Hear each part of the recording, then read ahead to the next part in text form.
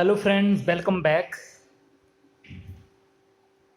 in my another lecture in a series of lectures in probability and statistics. So far you know about density function in a single random variable x. Alright, now today I'm going to solve some problems in which density function will depend upon more than one random variables, that is two random variables x and y. Now see, the joint density function of two random variable x and y is given as this one. It has two values, 0 otherwise range and x by upon 96 in this range. When x lies between 0 to 4, 1 by lies between 1 to 5. We have to find e of x, e of y, variance of x, variance of y, this one, and finally covariance between x and y. Now see here, e of x and variance of x, e of y and variance of y. These are exclusive in term of x and y. So first of all, we have to find density function exclusive in term of x and exclusive in term of y from this joint density function. So see here, this is density function in term of x, means this will be defined like this one, f of x y. We have to eliminate y, so range of y is here 1 to 5, and rest of all the integrals will be 0 because of this given definition of joint density function. All right, with respect to y, with respect to y integration is, so x will be constant, x upon 96 is constant, y square integration is y square upon 2, and just do their upper limit minus lower limit, and this will come out to be x upon 8. That is, this density function, its value is x by 8 and 0, and here x lies between 0 to 4, and this is otherwise case. Also, density function purely in term of y, this will be defined like this one. It means in this case we have to eliminate x. X means we have to integrate with respect to y. So y range with the x range is 0 to 4, so rest of all the integrals will be 0, x y upon 96 in this case with respect to x. So y upon 90 is constant with respect to x. X integration is x square upon 2. Now 0 to 4 upper limit minus lower limit, and x will get eliminated, and we will left with a y upon 12. So that is, this is density function in term of y. This will be y upon 12 and 0, and y range is 1 to 5, and this is otherwise case. Now e of x is, because x and y both are continuous random variable. This is clear from the given definition.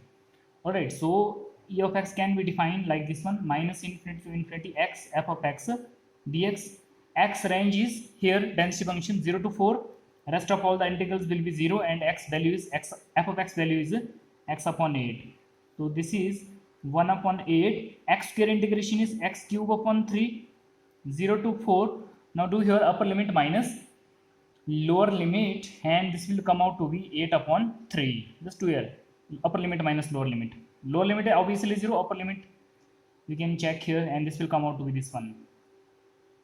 Also, e of x square, this will be defined like this one. Just there will be x square f of x dx. This is square. Again, x range is 0 to 4, rest of all the values will be 0, x square, and f of x is x upon 8. In this case, dx 1 upon 8 is constant, and this is x cube. X cube integration is x 4 upon 4, and 0 to 4. Now do your upper limit minus lower limit, and this will come out to be 8. Therefore, variance of x, this is e of x square minus e of x whole square. E of x square is 8, just evaluate it, and this is 8 upon 3, and which upon simplification will come out to be 8 upon 9.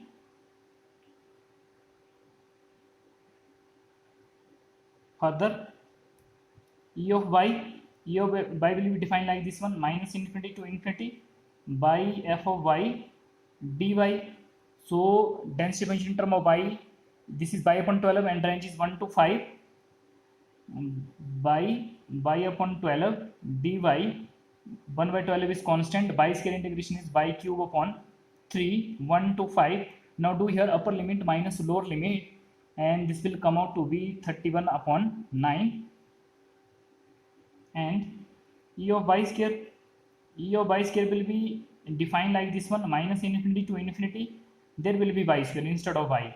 F of y dy, again by range here is 1 to 5, and this is y square, and this is y upon 12 dy, clear from here, and 1 upon 12 is constant, this is by cube, and by cube integration is by 4 upon 4, simple integration 1 to 5. Now do here upper limit minus lower limit, this will come out to be exactly 13. Therefore variance of y, this will be e of y square minus e of y whole square. E of y square is 13, e of y is 31 upon 9 whole square, and which upon simplification LCM is 81, and this will come out to be 92 upon 81.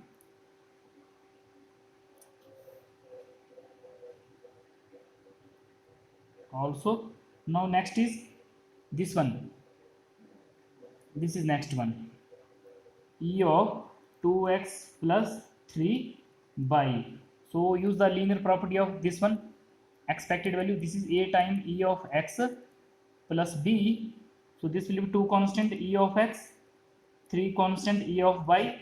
E of x we have just evaluated there 8 upon 3, this is 8 upon 3, and e of y is here 31 upon 9, and this upon simplification this will come out to be 47 upon 3. Just simplify here,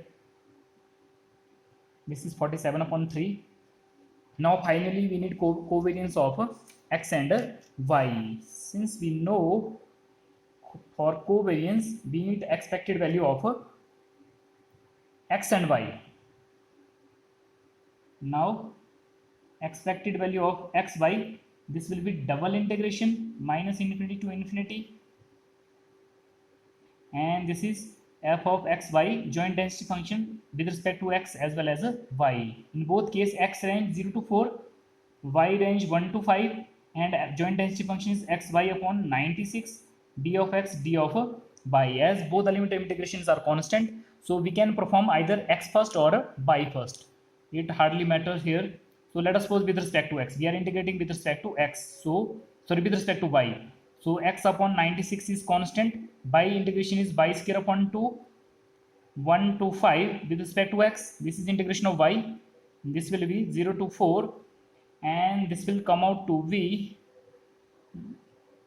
124 upon 96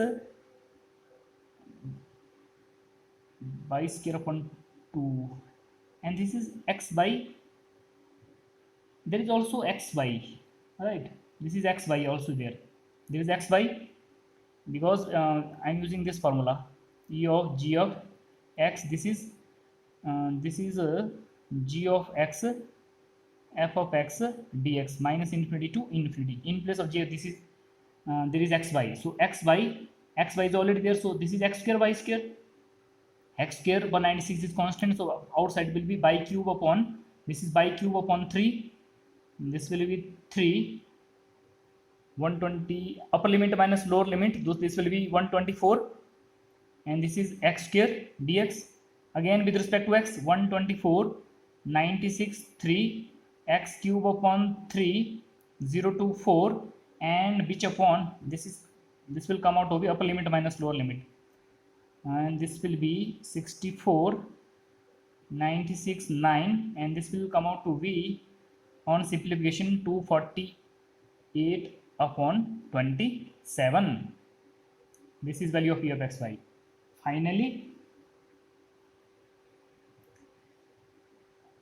Finally covariance between x and y, this is e of expected value of x by minus e of x into e of y. Expected value I just evaluated 248 upon 27, e of x is 8 upon 3, we evaluated this one, this is 31 upon 9, and this is 248 upon 27, this is 27 8 24. So this is exactly equal, so equal to 0. So covariance in this case is 0. So this is all about first question. Now come to the second question. This is again related to joint density function. Joint density function has two values, this one and this value. Then x and y both lies between 0 and 1. Again we have to find variance of x, variance of y, and this one. So first of all we will find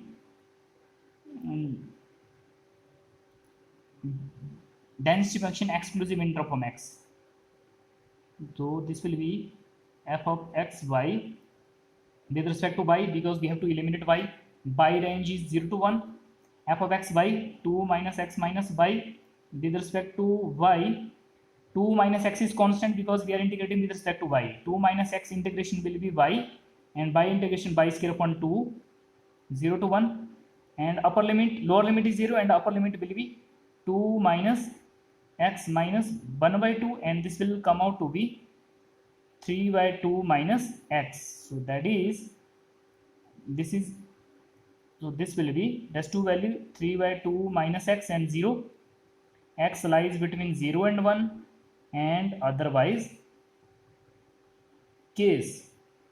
So this is the density function exclusive in term of x. Similarly, density function exclusive in term of y, this will be minus infinity to infinity, defined like this one, because this time we have to eliminate x, then we will get in term of y. Y range is again 0 to 1, and this is 2 minus x minus y with respect to dx. Now this integral and this integral, these are exactly equal. The difference is only, limit of integrations are also, difference is only here integration with respect to y and here with respect to x. As we know from property of definite integration, value of definite integral never change if you change the variable of integration. So this will be exactly this one. The difference will be only in place of x there will be y. So this will come out to be 3 by 2 minus y 0. This is otherwise case, and this will be x y lies between 0 and 1. Now for variance of x we need e of x and e of x square. Now e of x, this will be again x and y, these are continuous random variable, so expected value will be defined like this one, f of x dx. X range here is clear, 0 to 1. X and x is, this is 3 by 2 minus x dx. Alright, and this will come out to be, multiply inside, 3 by 2 x minus x square dx, 0 to 1. Now differentiate and integrate it with respect to x. This will be x square upon 2 to 4 minus x cube upon 3, 0 to 1. Upper limit minus lower limit. If you put the upper, do here upper limit minus lower limit, this will come out to be 5 upon 12. X will get eliminated. And e of x square, e of x will be defined like this one, minus infinity to infinity. There will be instead of x there will be x square, f of x d of x. So this will be 0 to 1, again same case, x by 2, 3 by 2 minus x dx. So this will be 3 by 2 x square minus x cube dx, 0 to 1. Now do here integration, x cube upon 3, 3 and 2 6, minus x cube integration x 4 upon 4. This is 0 to 1. Now do here upper limit minus lower limit, and this will come out to be 1 upon 4, because lower limit is 0 and upper limit will be 1 by 2 minus 1 by 4. Therefore variance of x, this will be e of x square minus e of x whole square. E of x square is 1 by 4 and e of x is 5 by 12 whole square, 144. So this will come out to be 11 upon 144. This is value of variance of x. This is one of these that we want to find. Now come to the second one.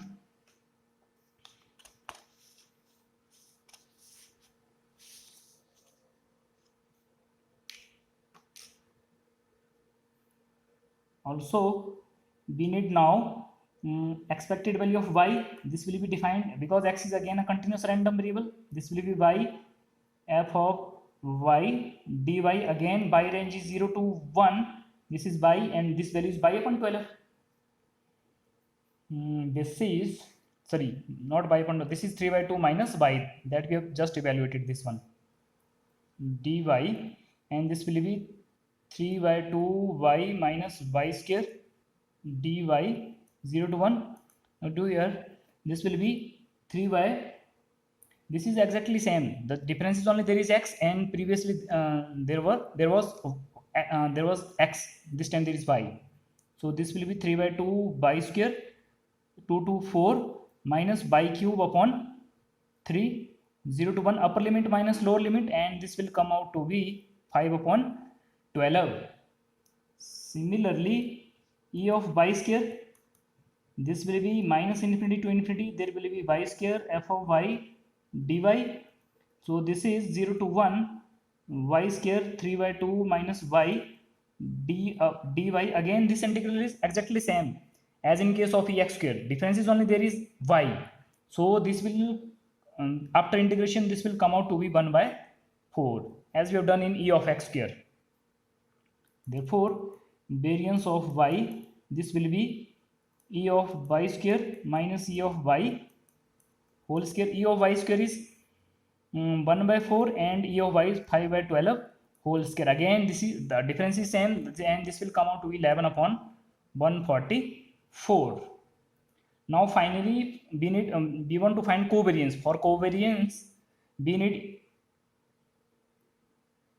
variance of we need expected value of xy, and this will be double integral minus infinity to infinity f of x y dx dy.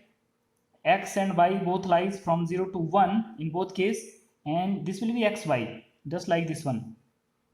Expected value of gx, this is minus infinity to infinity g of x f of x dx. There is gx and here is xy, so xy is there, xy, and this is 2 minus x minus y, the value of a non-zero value of joint density function with respect to x and with respect to y. Now this is 0 to 1 0 to 1, this is 2xy minus x square by minus x y square multiplying xy inside, and this is outside dx dy. Again the limit of integration both are constant, so we can perform any one of the integration first. So let us suppose we are integrating first of all with respect to y. So x will be constant, 2x is constant, y square upon 2, x square is constant, y square upon 2, x is constant, y square integration is y cube upon 3. This is 0 to 1. Now we will left only with the x. This is 0 to 1, upper limit is 1, so this will be 2x upon 2 minus x square upon 2 minus x upon 3, and upper limit is this one, and lower limit will be 0. 2 to also cancel. This is 0 to 1, sorry, we have already evaluated the limit. Upper limit is this one and lower limit will be 0 because by is everywhere with respect to x. Now integrate with respect to x integration x square upon 2, and this will be x cube upon 2 into 3 6, and this is x square upon 3 into 2 6, and this is again 0 to 1. Upper limit 1 by 2 1 by 6 and 1 by 6, and lower limit will be 0, and which upon simplification will come out to be 1 by 6. This is 1 by 6, okay, minus 2 by 6 minus 2 by 3 1 by 6. Finally covariance between x and y. So this is expected value of x by e of x into e of y. E of x y we just evaluated, this is 1 by 6. E of x previously, e of x will be exactly this one 5 by 12, and this is also 5 by 12 144, and after simplification this will come out to be minus 1 upon 144. So this is covariance between x and y. So this is all about joint density function. Now finally the Chebyshev's inequality. This is Chebyshev's inequality.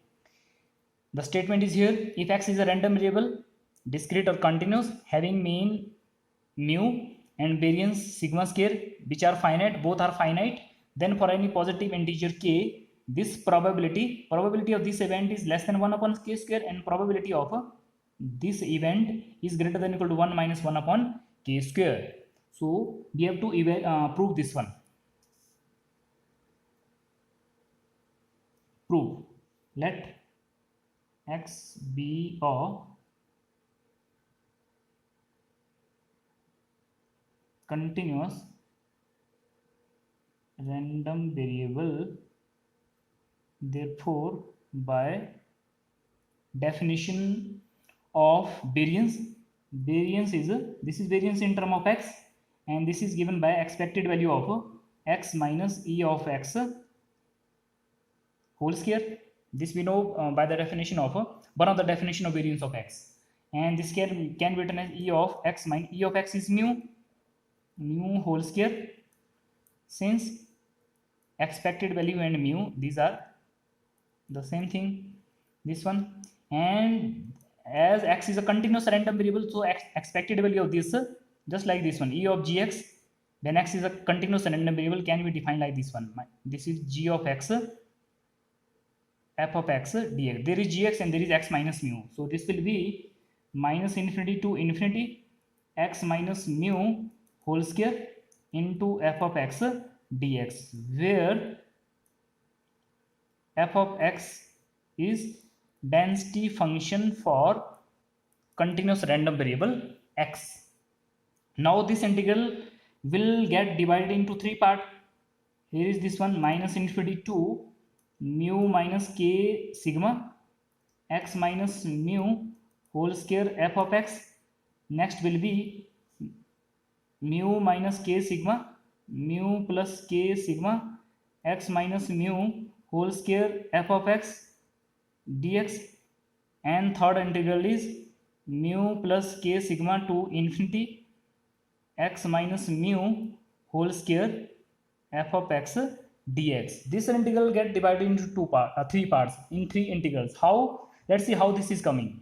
Now you can see here mean and variance, these are finite, so mu and sigma will be finite. K is also positive integer, so this kind of number, this is a finite number, this is a finite number, so both of these finite number will definitely lie between minus infinity and infinity, so somewhere between minus infinity and infinity. So I am bifurcating this integral because of these finite number, mu minus k sigma and mu plus k sigma. Now the question rises, why only these finite numbers?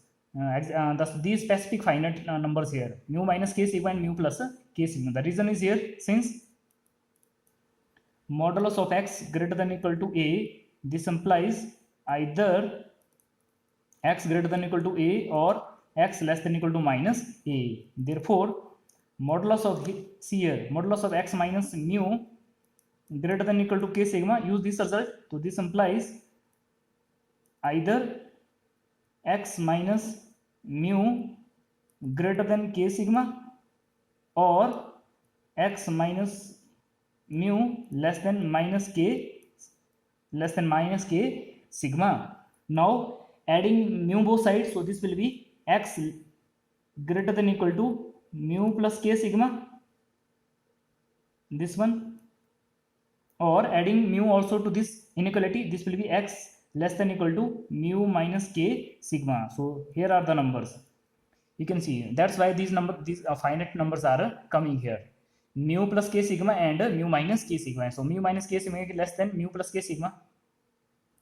Alright, so this is sum of 3 integral, and this sum of 3 integral is greater than and equal to minus infinity to mu minus k sigma x minus mu whole square f of x dx plus mu plus k sigma to infinity x minus mu whole square f of x dx. This is clear. This is sum of 3 integral and this is sum of 2. So this sum of 3 integral is greater than equal to sum of greater than or equal to when this integral will be 0. So this is clear, and left hand side this is sigma square. Now since x square is equal to modulus of x square, because both keep the values positive, so x minus mu whole square will be equal to modulus of x minus mu whole square, and modulus of do the squaring of this one, so this will be greater than equal to k square sigma square. So this square is actually greater than equal to k square sigma square. Use here, so in place of this one there will be k square sigma square and k square sigma square, because both are greater than equal to, both of these are greater than equal to k square sigma square. So sigma square is already there, k square sigma square, k square sigma square, this will be common. So inside we are left with this one, minus infinity to mu minus k sigma f of x dx. Next will be mu plus k sigma to infinity f of x dx, bracket close, because of this result. Alright, this result. Now this is further equal to k square sigma square.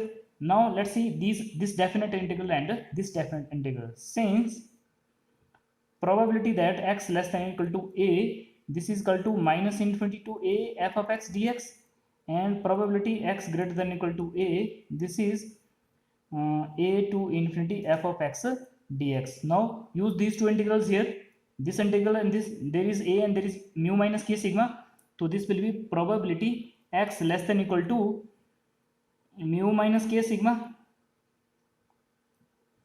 this one. Next will be probability x greater than or equal to mu plus k sigma, here a and there is mu plus k sigma, this one, bracket close. Now x less than mu minus k sigma and x greater than mu plus k sigma, so on combining these two results we get this one. So this is, so which is equal to further k square sigma square, sum of these two will be modulus of this one, probability of modulus of x minus mu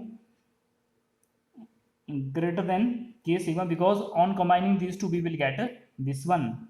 So this is the probability of this event. So all of these steps are equal, so that is sigma square is greater than equal to k square sigma square, probability of x minus mu greater than equal to k sigma. Now cancelling sigma square from both sides, because this is a non-negative number, sigma square is a non-negative number. So on cancelling we will get 1 greater than equal to k square, probability of x minus mu this is greater than k sigma. 1 is greater than equal to this one, means this implies k square time probability of x minus mu greater than equal to k sigma, this probability will be less than 1. This inequality means also this one. So now this implies dividing both sides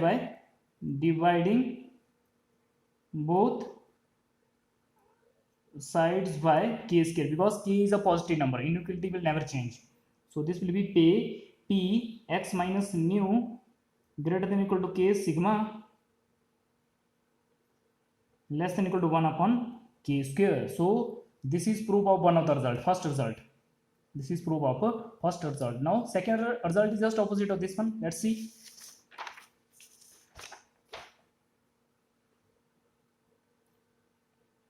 Also, since probability that x minus mu greater than k sigma plus probability that x minus mu less than k sigma, both of these, sum of these probabilities is 1. Reason is p of a plus p of not a is always equal to 1. So this event and this event both are entirely, these are like a and not a, this event, these are like a and not a. So actually we want to find probability this one. So this implies probability of modulus of x minus mu less than k sigma, this will be equal to 1 minus p of x minus mu greater than equal to k sigma, this probability, shifting this to right hand side. So 1 minus this one, see here, number 1 probability of this is less than equal to 1 upon k square. If you multiply this by both sides by -1, this will inequality will get changed, so this will be greater than equal to -1 upon k square. So this will be greater than equal to 1 minus 1 upon k square since of 1. All right, so if you put here minus sign, this inequality will be greater than equal to -1 upon k square. So this is this one, that is what we have proved. Probability of x minus mu less than k sigma, this probability is greater than equal to 1 minus 1 upon k square. So this is proof of a second part. So this is all about Chebyshev's inequality. So friends, what we have learned in this lecture, first of all we come to know about joint density function. Joint density function means which the density function which depend on more than one random variable, like this one. Then we come to know about Chebyshev's inequality. So this is all about this lecture.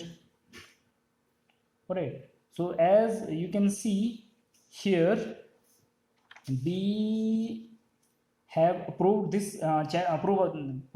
Chebyshev inequality for continuous random variable. So this can be also proved for discrete random variable, because this is defined for both discrete as well as a continuous random variable. The proof follows exactly the same, just replace the integration by summation. You have to just replace integration by summation. So proof is exactly same. So this is all about